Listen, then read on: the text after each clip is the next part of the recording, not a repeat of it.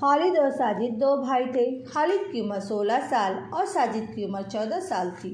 وہ اپنے ماں باپ کے ساتھ ایک گاؤں میں رہا کرتے تھے۔ اگرچہ ان کا باپ خود پڑھا لکھا نہیں تھا، مگر زمانے کو دیکھتے ہوئے پڑھائی لکھائی کی اہمیت سے بخوبی واقف ہو گیا تھا۔ اس کی بیوی نہایت سمجھدار عورت تھی۔ وہ بھی تعلیم کو بہت ضروری سمجھتی تھی۔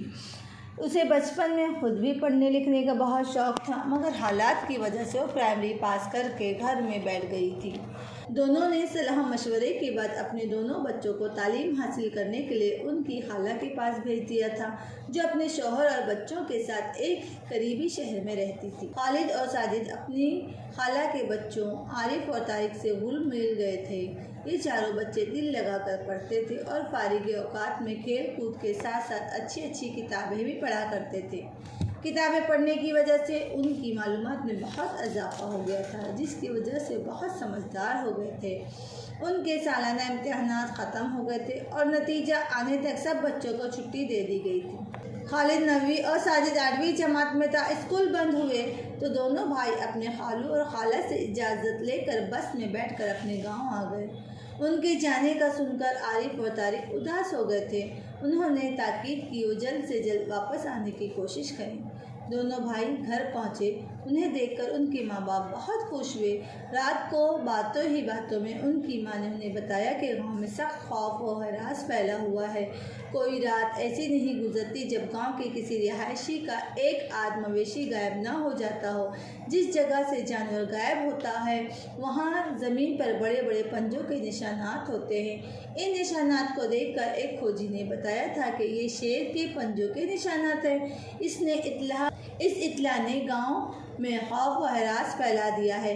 گاؤں سے کچھ دور ایک جنگل ہے، اس میں چھوٹے بڑے بہت سے جانور رہتے ہیں، مگر کسی نے یہ نہیں سنا تھا کہ ان میں شیر بھی ہیں۔ گاؤں کے لکڑہاروں نے بھی شیر کے خوف سے جنگل جانا چھوڑ دیا ہے اور اب دوسرے کام کر کے بیوی بچوں کا پیٹ پال رہے ہیں۔ ماں سے یہ ساری باتیں سن کر دونوں بھائیوں کو بہت افسوس ہوا۔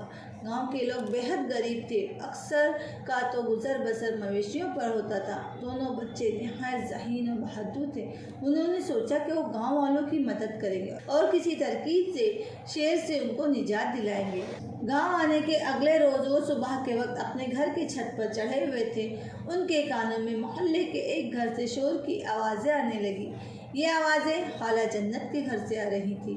ان کی ماں جلدی سے گھر سے نکل کر خالہ جنت کے گھر کی طرف چلی۔ خالد اور ساجد بھی ماں کے پیچھے لگ گئی۔ خالہ جنت کے گھر پہنچ کر پتہ چلا کہ رات اس کے گھر بھی شیر آ گیا تھا اور اس کی 2 بکریوں میں سے ایک بکری کو لے کر چلتا بنا۔ دونوں بھائیوں نے اس جگہ کا معائنہ کیا۔ خالہ جنت اپنی بکریوں کو صحن میں بنے ایک چھپر کے نیچے باندھتی تھی۔ صحن کی دیواریں بہت نیچی تھی۔ زمین میں ایک جگہ لوہے کا کھوٹا تھا جس سے بندھی ایک ٹوٹی ہوئی پتلی سی رسی زمین پر پڑی تھی۔ وہی ایک دوسری بکری کھڑی جگالی کر رہی تھی۔ آس پاس کی زمین کچی اور گیلی تھی اور اس پر جگہ جگہ شیر کے پنجوں کے نشانات نظر آ رہے تھے۔ زمین میں ایک جگہ لوہے کا کھوٹا تھا جس سے بندھی ایک ٹوٹی ہوئی پتلی سی رسی زمین پر پڑی تھی۔ وہیں ایک دوسری بکری کھڑی جگالی کر رہی تھی۔ آس پاس کی زمین کچی اور گیلی تھی اور اس پر جگہ جگہ شیر کے پنجوں کے نشانات نظر آ رہے تھے، جو لمبائی میں 8-9 انچ کے تھے۔ پھر دونوں بھائیوں نے وہاں سے ہٹ کر صحن میں دیکھا۔ باہر کے دروازے والی دیوار کے قریب انہیں شیر کے پنجوں کے نشانات نظر آئے۔ دونوں بھائی غور سے ان پنجوں کا جائزہ لینے لگے۔ ان کی ماں نے دیکھ لیا تھا۔ وہ جلدی سے ان کے قریب آئی اور گھبرائے ہوئے لہجے میں بولی، تم دونوں یہاں کیا کر رہے ہو؟ چلو گھر چلو، ایسا نہ ہو کہ شیر پھر سے آ جائے۔ اپنی ماں کی سادہ لوحی پر دونوں بھائی مسکرانے لگے اور ماں کے پیچھے پیچھے گھر آ گئے۔ محلے والے خالہ جنت کو تسلیاں دے رہے تھے۔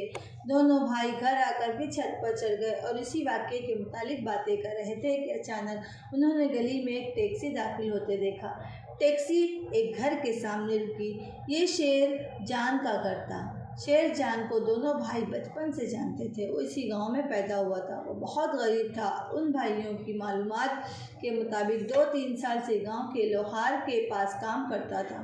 شروع میں تو اس کے مالک نے اسے لوہے کو ٹھوکنے پیٹنے کے کام پر لگایا۔ جب اس کا ہاتھ کچھ چل نکلا تو اسے دستی ڈھونکنے پر بٹھا دیا और वो लोहा, पीतल और दूसरी धातुओं को पिघलाकर उन्हें पक्की मिट्टी से बने सांचों में डालकर मुख्तलिफ चीज़ें बनाने लगा। बहुत जल्द वो अपने इस काम में माहिर हो गया। टैक्सी का दरवाज़ा खुला और उसमें से शेरजान उतरा। अब जो अचानक उन्होंने शेरजान के ठाठ बात देखे तो जिस्म पर कीमती कपड़े हैं, पाँव में नफीस जूते हैं, टैक्सी से उतरा है तो उन्हें बहुत हैरत हुई। टैक्सी से उतर कर अपने घर की जानिब बढ़ा। खालिद ने देखा खाला जन्नत के घर से शोर शराबा सुनकर इसके होठों पर एक अजीब सी मुस्कुराहट आ गई थी। उस बात ने उसे चौंका दिया। थोड़ी देर बाद उसने साजिद से कहा, साजिद, ये जो अचानक जंगल से निकलकर शेर आ गया है और गांव के लोगों के मवेशी ले जाता है, इसके बारे में तुम क्या कहते हो? ये एक टांग का शेर है। साजिद ने शेर के पंजों को गौर से देखा था। सारे निशानात एक ही पंजे के हैं, 4 पंजों के नहीं। हैरत की बात यह भी है कि खून का एक कतरा भी वहाँ नजर नहीं आ रहा था। ऐसा मालूम देता है जैसे शेर बकरी को मुंह में दबाकर नहीं, गोद में उठाकर ले गया है। खालिद अपने भाई को तहसीन आमेज नज़रों से देखते हुए बोला, लोग ठीक ही कहते हैं कि तुम जहानत में अपने भाई पर गए हो। लोग कहते तो कहने दो, साजिद ने हंसकर कहा। ज़रूरी तो नहीं उनकी हर बात ही ठीक हो। खालिद उसकी बात सुनकर झेंप गया था, इसलिए उसकी बात सुनी अनसुनी करके बोला, इन वारदातों से गांव के गरीब लोग काफ़ी परेशान हैं। हमें इस एक टांग के शेर को पकड़ना होगा। मेरा तो ख्याल है कि इन वारदातों के पीछे जिसका भी हाथ है वो जल्द ही पकड़ा जाएगा, या यूँ कह लो कि हम इसे जल्द ही पकड़ लेंगे। तुमने ये बात नोट की थी? खाला जन्नत के घर से शोर की आवाज़ें सुनकर शेरजान मुस्कुरा रहा था। इस बात पर तो मैंने गौर नहीं किया था। वैसे किसी की मुसीबत पर खुश होना अच्छी बात नहीं है, साजिद बोला। खालिद खामोशी से कुछ सोचने लगा। इन दोनों को शेरजान पर शुबा हो चला था, इसलिए उन्होंने उसकी निगरानी का फैसला कर लिया। उनकी छत पर से मोहल्ले के तमाम घर अब आसानी नजर आते थे। दोनों भाई वक्फे से छत पर चढ़कर मोहल्ले का जायज़ा लेने लगे। एक बात उन्होंने नोट की थी कि दोपहर को शेरजान से मिलने के लिए एक ऐसा शख्स भी आया जो चाल ढाल और हुलिये से कोई शरीफ आदमी नहीं लग रहा था। उसकी बड़ी बड़ी मूछें, लाल लाल आंखें और मोटा सा पेट था। खालिद और साजिद को चूंकि शेरजान पर शुबा हो गया था, इसलिए उन्होंने इस सिलसिले में तफ्तीश करने का फैसला कर लिया। शाम को वो गांव के इस लोहार के पास पहुंचे जिसके पास शेरजान काम करता था। एक ही गांव में रहने की वजह से लोहार दोनों भाइयों से अच्छी तरह वाकिफ था। वो उनसे बड़े अच्छे तरीके से मिला। वो इस बात पर खुश था कि वो लोग शहर में रहकर तालीम हासिल कर रहे हैं। जब उन्होंने शेरजान के बारे में पूछ-गूछ की तो उसने बताया कि कई दिन हुए शेरजान वहाँ से नौकरी छोड़कर जा चुका है। अब उसे कुछ पता नहीं कि वो क्या कर रहा है। कुछ देर मस्जिद बैठकर वहाँ से उठकर चले आए। घर पहुँचकर साजिद ने कहा, अगर वो नौकरी छोड़ चुका है तो फिर उसका गुजारा कैसे होता है? हमें इस बात का भी खोज लगाना होगा। रात हुई, दोनों भाई फिर छत पर चढ़ गए। उनकी माँ परेशान हो गई थी। वो डर रही थी कि कहीं वो शेर छत पर चढ़कर इसके बच्चों को कोई नुकसान ना पहुंचा दे। दोनों भाइयों ने इसे इत्मीनान दिला दिया कि छत बहुत ऊंची है और उस तक जाने वाला दरवाज़ा भी बंद रहता है, इसलिए फिक्र की कोई बात नहीं। आधी रात का वक्त था। खालिद और साजिद की नज़र शेरजान के घर पर लगी हुई थी। अचानक दोनों संभल कर बैठ गए। उसके घर का दरवाज़ा धीरे से खुला। चांदनी चटकी हुई थी, इसलिए हर चीज़ साफ नज़र आ रही थी। शेरजान थोड़ा सा सर निकालकर बाहर गली में झाँका। गली सुनसान पड़ी हुई थी। बाहर निकलकर उसने दरवाज़ा बंद कर दिया, मगर इसकी कुंडी नहीं लगाई। इसके हाथ में कपड़े का एक थैला भी नज़र आ रहा था। भी वो चंद कदम ही आगे बढ़ा था कि एक दीवार की ओर से वही शख्स निकला जो आज दोपहर उसे मिलने आया था। खालिद और साजिद जल्दी से नीचे उतरे। उन्होंने नहायत खामोशी से बाहर के दरवाज़ों की कुंडी खोली और दीवारों से लगे उन दोनों के पीछे चल पड़े। चांद की रोशनी चारों तरफ फैली हुई थी, इसलिए उन दोनों का ताक़ुब करने में उन्हें बहुत एहतियात से काम लेना पड़ रहा था। गली से निकलकर वो एक मैदान में आ गए। उस मैदान में बहुत सी झाड़ियाँ थी, जिनकी वजह से खालिद और साजिद को काफ़ी आसानी हो गई, क्योंकि अगर शेरजान और उसका साथी घूमकर पीछे देख भी लेते तो ज़मीन पर बैठकर खुद उनकी नज़रों से बचा सकते थे। मैदान ख़त्म हुआ तो उसके बाद कच्चे पक्के घरों का सिलसिला शुरू हो गया। कुछ आगे जाने के बाद दोनों एक घर के सामने रुके जिसके सहन की दीवारें काफ़ी छोटी छोटी थी। वो दोनों इस दीवार को अबूर करके अंदर दाखिल हुए। थोड़ी देर बाद उस घर का दरवाज़ा खुला। उसमें से शेरजान का एक साथी एक बकरी के साथ बाहर निकला और एक तरफ को चल पड़ा। शेरजान अपने साथी को रुखसत करने के बाद अंदर से दरवाजे की कुंडी लगाकर दीवार फलांग कर बाहर आने ही वाला था कि दीवार पर रखी एक ईंट उसका हाथ लगने से ज़मीन पर गिर पड़ी और धप की एक तेज़ आवाज़ गूंजी। इस आवाज़ को सुनते ही घर में किसी ने चिल्लाकर पूछा, कौन है? उसके साथ ही घर का दरवाज़ा खुला और एक शख्स बाहर निकला। चांदनी रात में शेरजान का हल्ला उसे नज़र आ गया, इसलिए वो चोर चोर का शोर मचाकर उसकी तरफ लपका। इस सूरत हाल से शेरजान घबरा गया और जल्दी से दीवार पर चढ़ा और बाहर कूद गया। इसी दौरान उसके हाथ में मौजूद थैला छूटकर ज़मीन पर गिर पड़ा था। उसे उस बात का मौका ही ना मिला कि वो उसे उठाता। वो एक जानिब भागता चला गया। घर से निकलने वाला आदमी भी शोर मचाता उसके पीछे भागा। खालिद और साजिद ने भी थैला ज़मीन पर गिरते देख लिया था, इससे पहले के शोर शराबा सुनकर लोग अपने अपने घरों से निकलते। साजिद बिजली की सी तेज़ी से भागता हुआ गया और थैला उठाकर दोबारा खालिद के पास आया और बोला, भागो, ऐसा ना हो कि हम ही धर लिए जाएं। इतनी देर में शोर शराबा सुनकर आसपास के लोग भी बाहर निकल आए थे। दोनों झाड़ियों की आड़ लेते हुए भागने लगे। थोड़ी ही देर में बहुत दूर निकल आए। उनका रुख गांव की पुलिस स्टेशन की जानिब था। पुलिस स्टेशन की इमारत तारीकी में डूबी हुई थी, मगर एक कमरा रोशन नजर आ रहा था। इस कमरे में एक सब इंस्पेक्टर उठता हुआ नजर आया। इसके सामने बेंच पर एक सिपाही पड़ा खर्राटे ले रहा था। उनके कदमों की आहट सुनकर सब इंस्पेक्टर की आंखें खोल दी और हैरत से उन्हें देखने लगा और उन्हें पहचानता था। खालिद ने कहा, जनाब इंस्पेक्टर साहब, हम आपको जहमत देने आए हैं। हमने इस शेर का पता चला लिया है जो गांव वालों के मवेशी ले जाता है। आप हमारे साथ चलें और इसे पकड़ लें।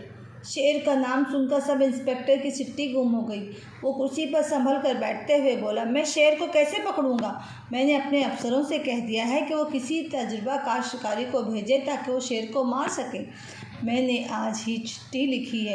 इस चिट्ठी में मैंने ये भी लिखा है कि गांव वाले बेचारे बहुत परेशान और खौफजदा हैं और शेर के डर से शाम होते ही घरों में छुप कर बैठ जाते हैं। उसकी बात सुनकर खालिद मुस्कुराने लगा। उसने थैले में हाथ डालकर कोई चीज़ निकाली और उसे सब इंस्पेक्टर के सामने रख दिया। सब इंस्पेक्टर ने इस पर एक हैरतज़दा निगाह डाली और बोला, शक्ल से तो ये किसी जानवर का पंजा लग रहा है, मगर बनाया गया है किसी धात से। बस अब आप जहमत कीजिए और हमारे साथ चलिए। गांव के मवेशी चुराने वाले मुजरिमों का सुराग हमने लगा लिया है। मवेशी को शेर नहीं, ये लोग चुरा कर ले जाते हैं जो ज़मीन पर उस धाती पंजे से निशानात लगा देते हैं ताकि लोग समझे कि उन्हें शेर उठा ले गया है। फिर उसने मुख्तसर अल्फाज में शेरजान और उसके साथी के बारे में उसे बताया। इसकी बात सुनकर सब इंस्पेक्टर जल्दी से कुर्सी से उठ खड़ा हुआ और उन लोगों का तो बड़ा अनोखा मंसूबा था जिससे उन लोगों ने गांव वालों को बेवकूफ़ बनाया था। अगर ये मुजरिम पकड़े गए तो बहुत अच्छा होगा। इस कारनामे की बदौलत मेरी रुकी हुई तरक्की भी हो जाएगी। मैं तुम दोनों का एहसान कभी नहीं भूलूंगा, उसने ममनूनियत भरे लहजे में कहा और इसी इमारत में मौजूद 3 दूसरे सिपाहियों को लेकर खालिद और साजिद के साथ चल पड़ा। खालिद और साजिद को यकीन था शेरजान अब तक अपने घर पहुंच गया होगा। वो सब तेज़ कदमों से उसके घर की तरफ रवाना हो गए। सब इंस्पेक्टर को खदशा था कि उनकी आमद का सुनकर शेरजान फरार होने की कोशिश करेगा, इसलिए उसने फैसला किया कि खामोशी से 2 सिपाही दीवार पर चढ़कर उसके घर में दाखिल होंगे और उसे काबू कर लेंगे। शेरजान बड़ी आसानी से काबू में आ गया था। सब इंस्पेक्टर ने शेर के पंजे का धाती सांचा उसे दिखाया तो उसका रंग पीला पड़ गया और उसके हाथ पांव ढीले पड़ गए। उसे हथकड़ी लगाकर पुलिस स्टेशन के लॉकअप में बंद कर दिया गया। उसने अपने साथी का پتہ بھی بتا دیا تھا۔ وہ برابر والے گاؤں کا رہائشی تھا۔ شیر جان جس مویشی کو چراتا تھا وہ اسے بیچ کر آتا تھا اور دونوں آدھے آدھے پیسے بانٹ لیتے تھے۔ اسی رات اسے گرفتار کر لیا گیا۔ بعد میں تفتیش کے دوران شیر جان نے اپنے جرم کی تفصیل بتائی۔ اس نے بتایا کہ ایک دفعہ اسے جنگل سے کسی شیر کا پنجہ ملا تھا۔ اسے دیکھ کر اس کے ذہن میں خیال آیا۔ اس نے سوچا کہ وہ ہو بہو اسی طرح کا ایک دھاتی پنجہ بنائے گا، پھر گاؤں کے لوگوں کے مویشی چرا کر اس جگہ پر اس پنجے سے نشانات بنا دیا کرے گا اور شیر کے پنجوں کے نشانات زمین پر دیکھ کر سب یہی سمجھیں گے کہ ان کے جانور کو شیر لے گیا ہے۔ لوہار کا کام کرتے کرتے وہ اسی فن میں کافی ماہر ہو گیا تھا۔ اس نے بڑی آسانی سے شیر کے پنجے کی دھاتی نقل بنا لی اور پھر گاؤں کے لوگوں کے مویشی چرانا شروع کر دیا۔ اس کا ساتھی جس کا نام سہراب تھا ان جانوروں کو منڈی میں لے جا کر فروخت کر دیا کرتا تھا۔ اگلے روز خالد اور ساجد کے اس کارنامے کی دھوم پورے گاؤں میں مچ گئی تھی۔ سب انسپکٹر بہت اچھا آدمی تھا۔ اس نے پورے واقعے کی ایک رپورٹ بنا کر اپنے افسران بالا کو بھیج دی۔ اس افسر بہت خوش ہوئے کیونکہ شیر کی ان وارداتوں کی شکایت ان تک بھی پہنچ رہی تھی اور وہ بھی پریشان تھے۔ انہوں نے مسئلہ حل ہو جانے کے بعد سب انسپکٹر کی تحقیق کے آرڈر بھی جاری کر دیے۔ خالد اور ساجد کی عقلمندی اور بہادری کے صلے میں انہیں 10,000 روپے دینے کا بھی اعلان کیا۔ اس کے علاوہ انہوں نے یہ بھی اعلان کیا کہ جن لوگوں کے مویشی شیر جان اور سہراب نے چرائے تھے ان کی قیمت بھی ان کے مالکوں کو ادا کر دی جائے گی۔ جن سپاہیوں نے اس آپریشن میں حصہ لیا تھا انہیں بھی 1,000 روپے اور تعارفی اسناد دینے کا اعلان کیا گیا۔ دونوں لڑکے پورے گاؤں میں مشہور ہو گئے تھے۔ سارے گاؤں والے ان کے ماں باپ کو مبارکباد دینے ان کے گھر آ رہے تھے۔ بات تو حالانکہ بہت خوشی کی تھی مگر ان کی ماں فکرمند نظر آ رہی تھی۔ خالد کے پوچھنے پر وہ بولی، میرا دل ڈر رہا ہے جیل سے چھوٹ کر آنے کے بعد وہ شیر جان اور اس کے ساتھی سہراب تمہارے دشمن نہ بن جائے۔ خالد نے سر جھٹک کر کہا، دشمن بنتے ہیں تو بن جائیں۔ جو شخص بھی جرم کرتا ہے ہم سب کا یہ فرض بنتا ہے کہ اس کو کیفر کردار تک پہنچانے میں قانون کی مدد کرے۔ اگر ہم ڈر کر رہیں تو جرائم پیشہ لوگ زیادہ دیدہ دلیری سے اپنا کام کریں گے اور معصوم لوگوں کا جینا دوبھر کر دیں گے۔ ویسے بھی ہم اکیلے تھوڑی ہی ہیں، ہمارے ساتھ تو ہماری پولیس ہے، قانون نافذ کرنے والے دوسرے ادارے ہیں۔ اس کے علاوہ ہمارا میڈیا جو ایسے لوگوں کو بے نقاب کرنے میں پیچھے نہیں رہتا۔ خالد اپنی بات کو ختم کر کے خاموش ہوا تو ساجد بولا، اور امی، اپنے ملک کو ایسے عناصر سے پاک کرنا ایک بہت اچھا کام ہے۔ وہ دونوں چالاک مجرم پکڑے جا چکے تھے اور اب اپنے کیے کی سزا بھگتیں گے۔ ایک اچھی بات یہ بھی ہوئی کہ جن لوگوں کے مویشی چوری ہو گئے تھے ان سب کو ان مویشیوں کے پیسے بھی مل جائیں گے۔ ہمارے گاؤں کے لوگ بہت خوش تھے۔ آپ فکر نہیں، فخر کریں گے، آپ کے دونوں بچے کتنے بہادر ہیں۔ اچھا اب یہ بتائیں کہ آپ ان روپیوں کا کیا کریں گے جو ہمیں انعام میں ملا ہے؟ ان کی بات سن کر ان کی ماں کے چہرے پر مسکراہٹ آ گئی اور وہ بولی، ان روپوں کو میں تم دونوں کے نام سے بینک میں جمع کروا دوں گی تاکہ وہ تمہاری آگے کی پڑھائی لکھائی میں کام آئیں۔ یہ کارنامہ تم نے اپنی ذہانت سے انجام دیا اور پتہ ہے ذہانت تعلیم سے ہی آتی ہے۔ یہ کارنامہ انجام دے کر تم نے اپنے ماں باپ کا سر فخر سے بلند کر دیا ہے۔ ماں کی بات سن کر خالد اور ساجد کے چہرے خوشی سے تمتمانے لگے تھے۔ بس امی آپ دعا کرتی رہیں، ہم ہمیشہ اپنے ملک کے لیے، اس میں رہنے والوں کے لیے ایسے ہی اچھے کام انجام دیتے رہیں گے، ساجد نے کہا اور دونوں بھائی محبت سے اپنی ماں سے لپٹ گئے۔